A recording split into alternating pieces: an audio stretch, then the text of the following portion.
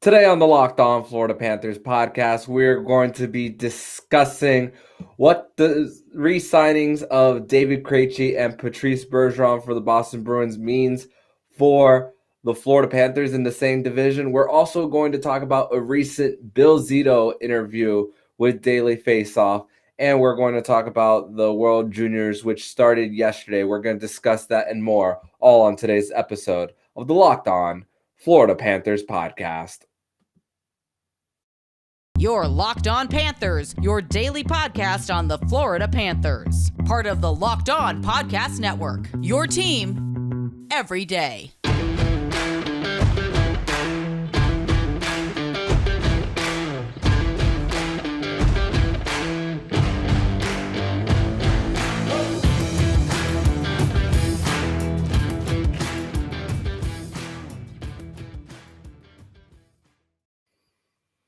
And welcome into this Wednesday, August 10th edition of the Locked On Florida Panthers podcast, part of the Locked On Podcast Network. We're it's your team every day. Thank you for making the Locked On Florida Panthers podcast your first listen of the day. I'm Armando Velez from PantherParkway.com, and you can follow me on Twitter at MondoMan12. Follow the show account on Twitter at LO_FLA Panthers. And thank you for making the Locked On Florida Panthers podcast your first listen of the day. Don't forget to also subscribe to Locked On NHL and Locked On Fantasy Hockey with Flip Livingstone and Steel Road, and we'll be covering all the off-season activities around the National Hockey League. So a little bit of housekeeping here for you guys, just because, we're in the thick of the off-season and all that stuff. This is the time where less of the news of what's going on in the NHL world kind of gets to slow down a little bit. So a little bit of housekeeping based on really where the podcast is at now versus what it was like this time last year. And of course, the download numbers between the podcast and of course the YouTube channel growing, it has been up. So I kind of want to reintroduce myself in a way for people who haven't been here since I took over Locked On Panthers. So for those who haven't been here for a while, just a little bit of what I've done in my past with media. Worked in golf television for 8 years prior to COVID, and started working remotely, transitioning to remote with COVID, and then eventually when NBC Universal decided to move one of their offices out of Orlando to Stamford, Connecticut, me and over 1,000 employees for NBC were left without work at that time, and it eventually helped me transition over to this podcast, Locked On Panthers. So telling you guys a little bit of my experience with the Locked On Podcast Network, and of course, January, crazy to think that this coming January will now be 2 years of me doing this show, and it's been a lot of growth, and really a lot of growth not only with the team, not only with this podcast, but of course the Florida Panthers community that we have here, and the growth of the fan base as well. And it also felt great to be around the area as well this past weekend. As some of you guys know, I'm no longer in the region. I'm 4 hours north in Orlando, but I was able to come down this weekend and was able to just be around the area and just enjoy the time there, just to visit a few family back home in South Florida. But great to be back. Great to be back also in the Locked On Panthers studio, where I'm usually doing all my recordings and all that stuff. But let's get into the news of what has gone on throughout the weekend. And of course, we discussed on Friday about Calgary inking Jonathan Huberdeau to an 8-year contract extension. We talked about the signing prior to recording with Nick, literally 5 minutes right before recording. We had that breaking news right before we recorded. But also more signings happened over the weekend. Is center David Kreichie returned back from Czechia to the U.S. to play for the Boston Bruins on a 1-year deal, $1 million. Over the age of 35, not expecting David Kreichie to be at the same level that he was prior to leaving. He was never a guy who averaged over a point per game during his time in Boston. Had similar numbers during his time in the Czech League, but of course a lower division there. So coming back, I don't know if we're going to expect those same numbers, but here's the situation with the Boston Bruins. Charlie McAvoy is going to be out for a little bit, and as well as Brad Marchand. And of course, the worst kept secret in the NHL this offseason was Patrice Bergeron coming back. It was rumored for the last few months that he was going to re-sign a one-year deal. It just was never made official for the Boston Bruins. But with these injuries of Charlie McAvoy and Brad Marchand and Jake DeBrusk rescinding his trade request from the Boston Bruins was able to give him a little bit of security with the 2-year contract extension. What this does for the Bruins is that it helps them kind of keep afloat based on their injuries. Yeah, they're an older team, and yeah, this team is always going to be competitive as long as some of those main pieces from their Stanley Cup run, even just a few years ago in 2019, even though they lost to the St. Louis Blues, they have been able to. That is a group that has been able to stay together throughout the years, and a group that has been really able to consistently be in the dance, even though they haven't made it even to the Stanley Cup final every single year. And that's what has been built in Boston for the last decade plus there with Marchand drafting McAvoy in 2016. We did an episode last week on what if the Panthers traded up to draft Charlie McAvoy, because there was a report that the Panthers really wanted him.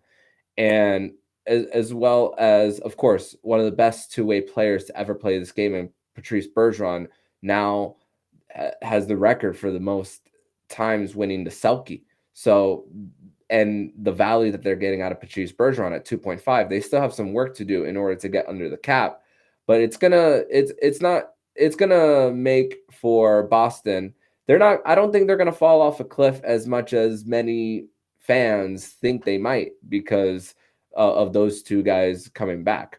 But let's also consider this, is that with the division standings last year, we knew who was going to be in 2 months before the season even ended. Like, there was a 32-point separation between Boston and the next worst team in Buffalo, by 32 points. Yeah, Ottawa got better. Yeah, Detroit's going to get better. Montreal's still rebuilding. Buffalo is getting better as well. Florida, on paper, got a little worse. So Tampa Bay is a year older as well. So it makes the Atlantic Division probably the most competitive division in the league, if it wasn't already that last season. So these re-signings help them keep afloat from any of the injuries that they have on their roster right now.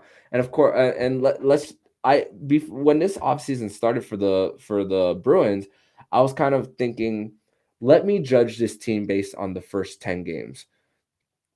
But Marchand and McAvoy are going to be gone for 2 months before they return. And some of the opponents that they have are, it's not gonna be the easiest of roads for them. They have a few cupcakes there, like the Coyotes, the Ducks there, but they also play Florida twice in the first 2 months, Tampa Bay twice as well, Pittsburgh, New York, who made the playoffs last year, Toronto, and then they have a few rebuilding teams or middle of the pack teams as well. Rebuilding team of Chicago, a middle of the pack team in Vancouver, and St. Louis as well. So for the Bruins, don't be surprised if they're around 500 by the time Charlie McAvoy and Brad Marchand come back. So this for the Boston Bruins, for their fans and for the team. It's a good sign for them and for the division and for all of us who, regardless of our opinions of the Boston Bruins, whether we love them or hate them, I believe that this is a team that could possibly still be around, even though at the beginning of the offseason, many of us thought that they were going to definitely miss the playoffs. In the next segment, we're going to be discussing the latest Bill Zito interview with Daily Faceoff and my takeaways from the interview from Bill Zito. But first, we're going to tell you all about Athletic Greens. And our next partner is something that I've started to use often, especially now that I'm back up here in Orlando, because when I was down in South Florida, believe me when I tell you, I drank a lot of café con leche at any Cuban restaurant that I went to. Of course, it's a must when you're down there. So that's why returning back here, I gotta take my fair share of Athletic Greens. So what is this stuff? It's with one delicious scoop of AG1, you're absorbing 75 high quality vitamins, minerals, whole food source superfoods, probiotic, and adaptogens to help you start your day right. This special blend of ingredients support your gut health, nervous system, immune system, energy, recovery, focus, and aging. All the things. Right now, it's time to reclaim your health and arm your immune system with convenient daily nutrition. It's just one scoop in a cup of water every day. That's it. No need for a million different pills and supplements to look out for your health. To make it easy, Athletic Greens is going to give you a free 1-year supply of immune-supporting vitamin D and 5 free travel packs with your first purchase. All you have to do is visit athleticgreens.com/NHL Network. Again, that's athleticgreens.com/NHL Network. Take ownership over your health and pick up the ultimate daily nutritional insurance. Had to take a quick sip of water there right before starting this second segment. And because this is a South Florida related podcast, and what I just drank out of was a South Florida related cup, just added another Flanagan's cup to my collection of cups. If you tell me you're from South Florida without telling me you're from South Florida. But anyway, Bill Zito on Tuesday sat down with the podcast with Frank Saravelli and Jason Gregor of Daily Faceoff and spoke about kind of his perspective on the most recent season, the trades, how he built himself up from becoming an agent all the way to where he is now as a GM. And I had a few takeaways based on what he spoke about, and also there's a few things that he said that we've already heard from him already based on even the most recent introductory press conference for Matthew Tkachuk. Spoke about Paul Maurice and Matthew Tkachuk going through checking some boxes, something we've heard before. So when making decisions, he's spoken about things about saying about today, tomorrow, and next week, thinking about all three scenarios there. But one word that also makes this trade even more encouraging already is when Saravelli and Gregor were talking about Matthew Tkachuk when he first became available, calling him a unicorn, and then Bill Zito thinking about that unicorn player being available. And just goes to show that when you make this kind of a trade, 2 100-point players being exchanged for one another, it's just, once again, that we talked about that little thing called opportunity cost. And that's what Bill Zito did. And talk about how when it comes to making certain moves, and he talked about going back to organization. And of course, when you're an agent starting off, you have to have your fair share of spreadsheets as well, thinking about certain scenarios. Also different phone numbers as well of who to connect who to who, and here learning about certain players' behavior, learning about their tactics. Same thing with when you're an agent and learning about how a GM negotiates as well. Are they going to be firm with what their offer is going to be, or are you going to find a way to use a certain vocabulary in order to get them to where you want to go, as far as the number that you want to get to? And of course, he learned over his time as an agent not to overreact to wins and losses, and that's kind of you could take that one of two ways. Of course, the sweep still doesn't look good to this day. And maybe some people might think this trade could have been like an overreaction to the Florida Panthers being swept, which is valid. I'm not going to tell you how to fan this team. But once again, when players disappear from a playoff series and you have an inexperienced coach as well leading them, sometimes a shakeup is necessary for a team. And it was really going to be hard for the Panthers to bring this exact core group back, even if they lost the surrounding pieces that they gained from the trade deadline as well. And also asking the question, why are we making this move? And Bill Zito said that that's his process, whether it's trading for someone or even signing them in free agency when you have limited amount of cap space. Why are we doing this? And it goes back to the trade. Why did they make that trade? And it's just he said it early in the interview. Think about the today, the tomorrow, the next week, the next year. And even in the beginning of the offseason, we spoke about how when you have an opportunity to sign two players on your team currently long term, that you have a possibility to handcuff yourself. And that's what could have happened with Huberdeau and Weegar, let alone those two contracts that they have already of Barkov and Bobrovsky. And just looking up the cap hits of players in the NHL, a lot of the cap hits that are in the league, at least where Huberdeau stands, is tied for 9th highest cap hit in the league. A lot of them have multiple players who are in that same top 10. And some of them are on the same teams, like Marner's Matthew, Taves, Kane, and Draisaitl McDavid. Some have won and others haven't. And some have plateaued. And though Kane and Taves have won, that team has plateaued after winning. The Leafs, they're still trying to get in a position where they can get past the first round.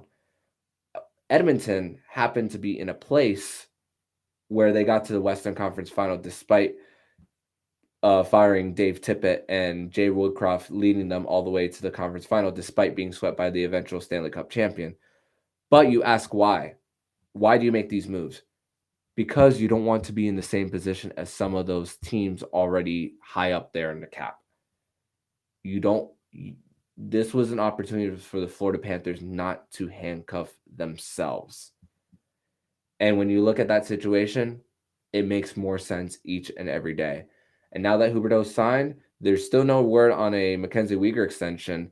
There was a fake account that said what his extension was, but I looked at that tweet, and the person tweeting that only had 12 followers, so it was not a real report on Weegar. So Weegar has not signed an extension with the Calgary Flames.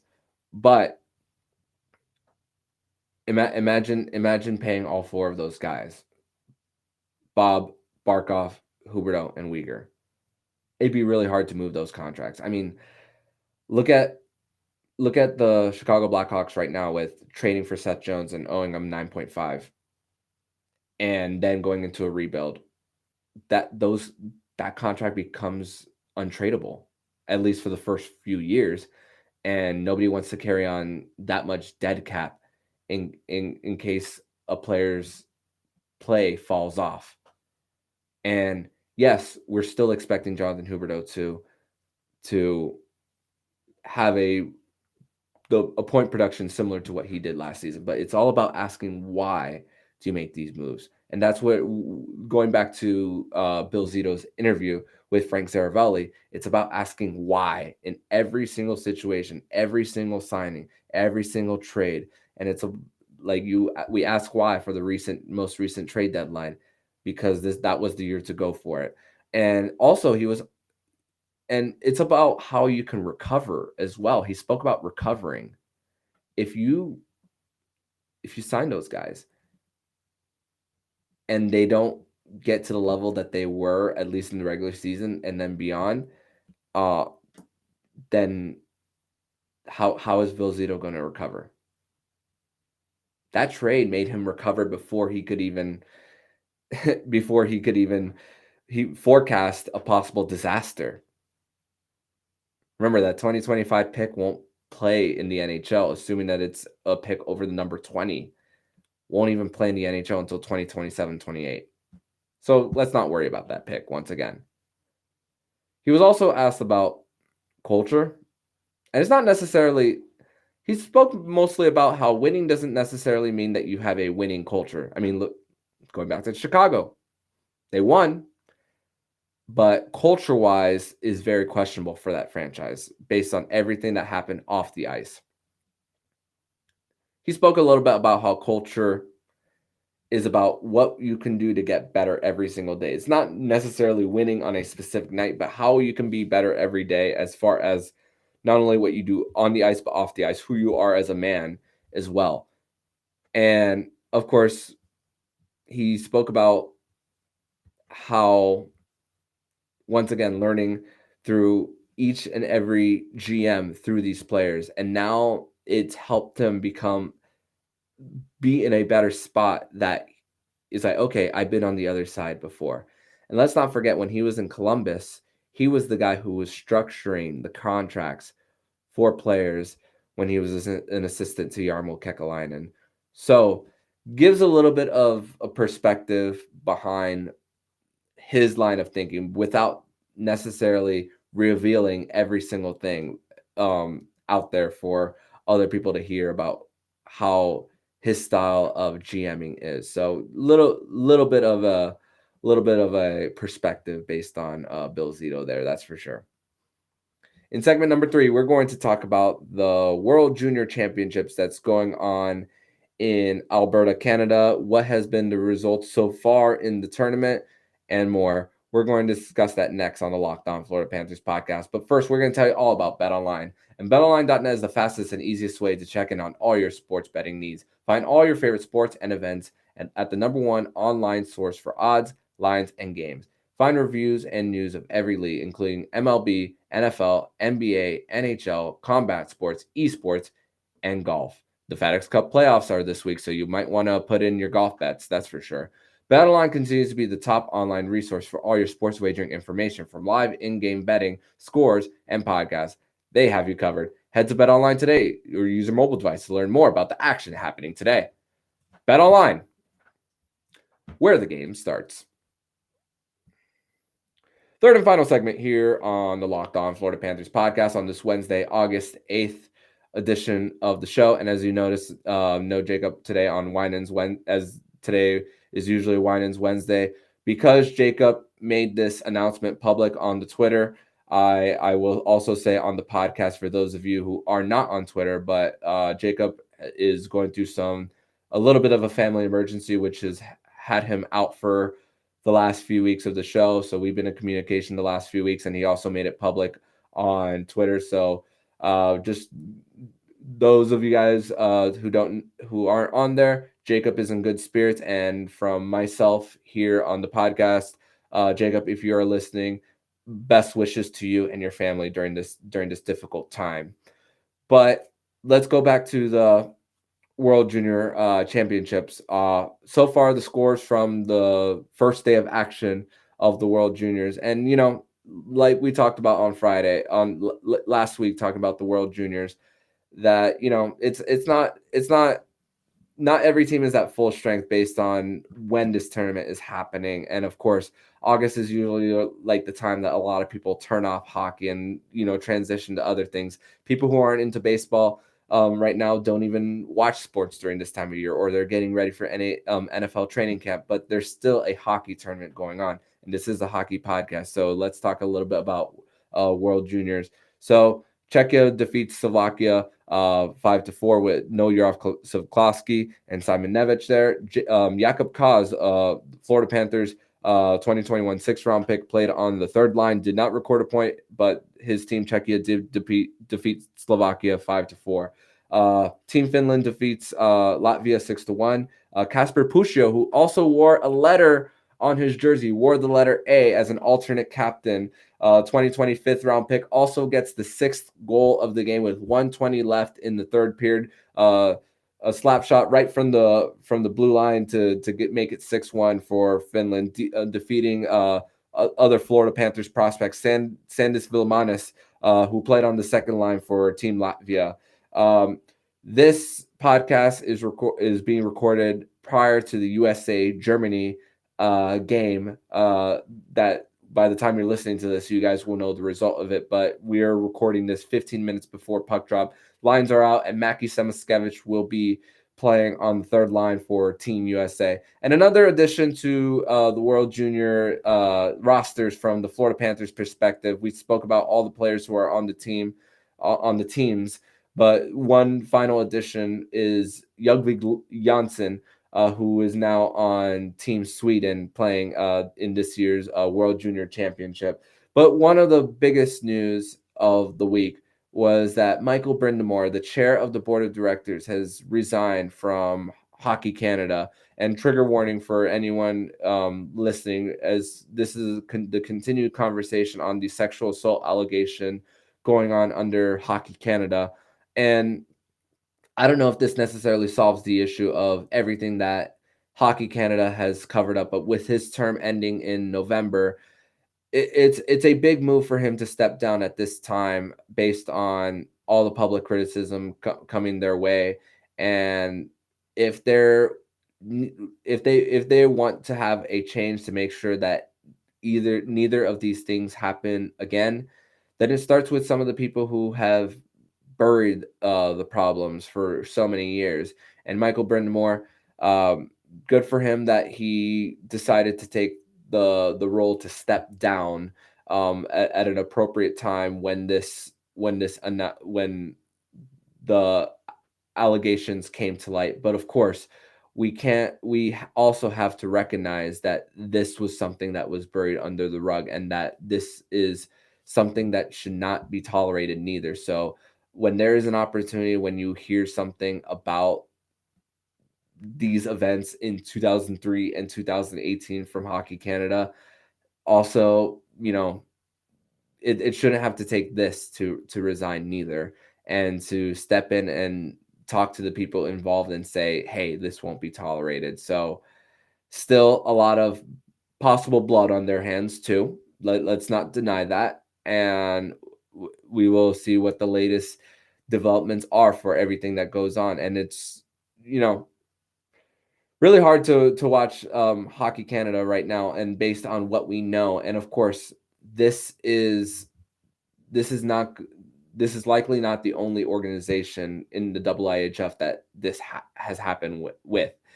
Just some of these stories from other teams are probably not out in the public. So just hopefully that this tournament, we could have a fun tournament, and we could have these kids have an opportunity to represent their country, and the fact that they could play for some pride, but also that everything off the ice, we hope that there isn't any trouble with any of these kids. So that's kind of really what I'm thinking as I'm getting ready to, once the recording of this podcast is done, I'll be definitely tuning into USA versus Germany and seeing our boy Mackie Samoskevich play. He did score a goal for Team USA in their first game last time around before the tournament ultimately got shut down due to COVID. So we'll see if Mackie Samoskevich could have a repeat performance here for Team USA. And we'll be talking about more of that throughout the week here on Locked On Panthers. But make sure to subscribe to the podcast, Apple, Google, Spotify, and YouTube, so you can see my beautiful face as we talk Panthers here. So it's off season, back from a mini vacation, and back to be talking about more of everything in the Panthers off season, and just keep the energy alive, ladies and gentlemen, because it's going to be another fun season coming up in just a few months. So if you like what you're hearing, please subscribe to the podcast to be notified every single time the Locked On Florida Panthers podcast jumps into your podcast feed. Don't forget to also subscribe to Locked On Fantasy Hockey with Flip Livingstone and Steel Roden. We'll be covering all the offseason activities around the National Hockey League. Thank you for making the Locked On Florida Panthers podcast your first listen of the day. And for your second listen of the day, don't forget to listen to today's episode of Locked On NHL.